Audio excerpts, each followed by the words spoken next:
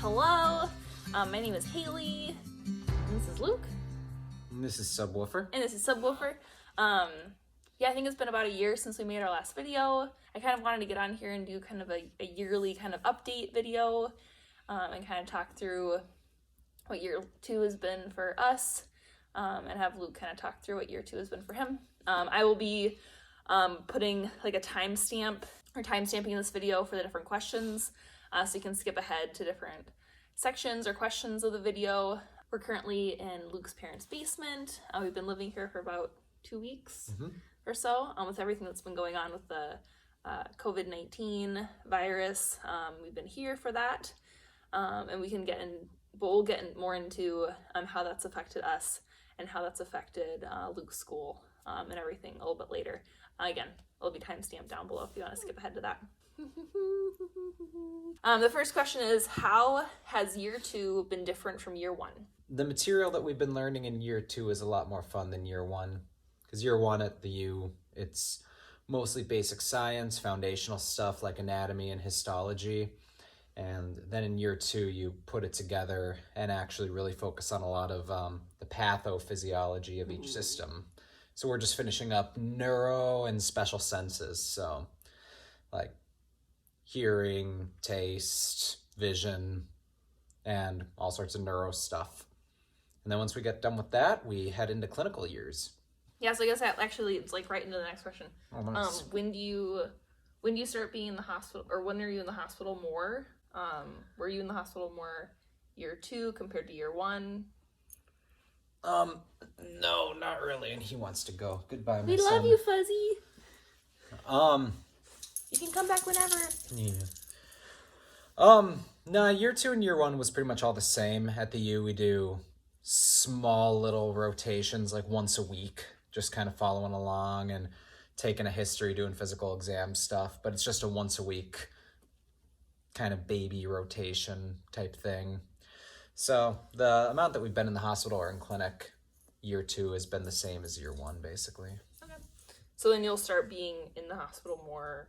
Well, pre-COVID, the idea was years 3 and 4, you're basically exclusively in the hospital. You know, sometimes you'll take a day for various instruction and casework, but you'd be in the hospital the whole time. So there's really not a whole lot of on-campus stuff. But now that COVID has hit, I think that they're going to focus, especially for these next few rotations, on really maximizing online distance stuff and trying to push back hospital work as far as possible. So I know I was supposed to start in May for my internal medicine rotation, and that is still going to start in May, but we're going to do a month of online stuff, and then we won't be in the hospital until June at the earliest. At least that's what it looks like right now. I think that's maybe a good transition into like talking about step 1, maybe in general. But yeah, as far as when to start studying, they recommend that you start looking at stuff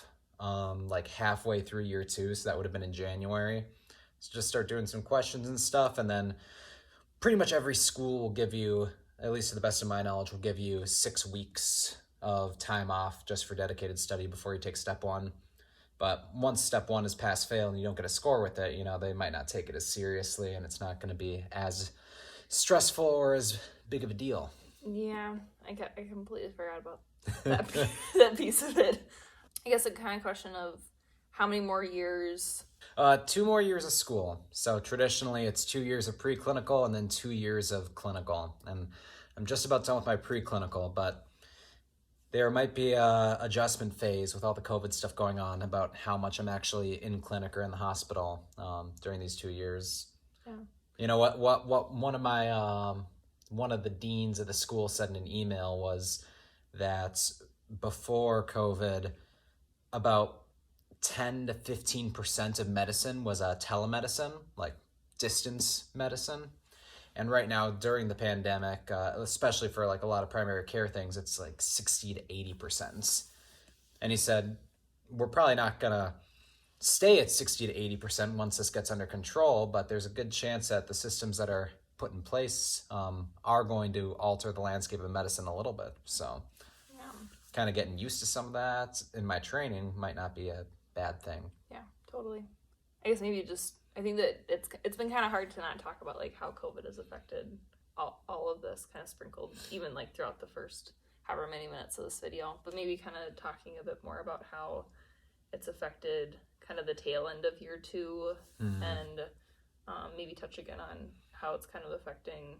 Yeah, well, for me, it really hasn't affected things that much because, as you know, during the normal year, anything that I could do from home, I would do from home. With lectures and stuff, unless it was required, which in year 2, very few of them are required, I would stay home, watch my lectures from home, love the subwoofer, you know, and then it was great because it's not ideal to be on public transportation for an hour to make it 4 miles from your apartments. You had a clinic once a week that you were before. Not for everyone because it adjusts by which section of the class you're in. So there's kind of 3 sections of the small year 2 rotations, and that would either be outpatient, inpatient, or long-term / acute.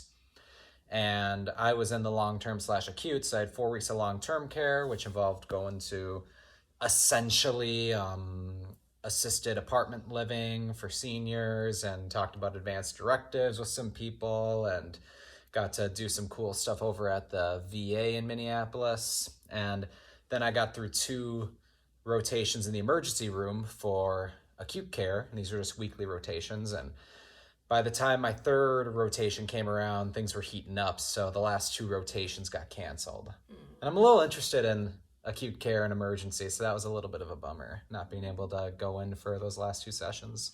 So I think there was only like one other question that we were going to answer, and that was kind of like general marriage advice, or general like advice for like a married couple kind of going into year 2. I think just increasing the amount of grace that you can give your partner who's in medical school, because in year 1 you're basically just kind of getting your bearings and figuring out what balance you want to strike between regular life and schoolwork and stuff, and then you kind of figure out a good rhythm, and then year 2 that gets thrown out the window because now you have to add studying and remembering and relearning everything you learned the first year in addition to learning new stuff for step 1. So just give a lot of grace because things are constantly changing, and what we have to be aware of and learn is constantly changing. So we're just trying to figure it out. So be generous with us.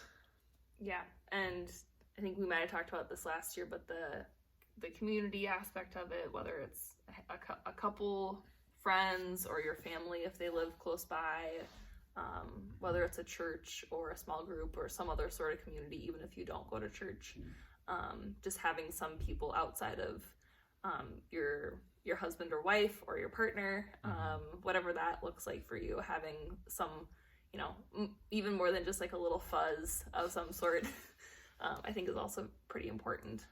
Okay, well, if you have any questions, or if you're looking for someone to touch base with on the whole being married in medical school thing, yeah, feel free to reach out though. We'd love to touch base with you guys. Yeah, if you want to like and subscribe, let us know where you guys are at in your married medical school journey. Or if you're not married in medical school and you're just in medical school or about to enter that stage of life, then great, comment down below too. We just love to know. Oh, Fuzzy boy! Subwoofer! Come here! Come here, buddy. Come here! Back down. Oh!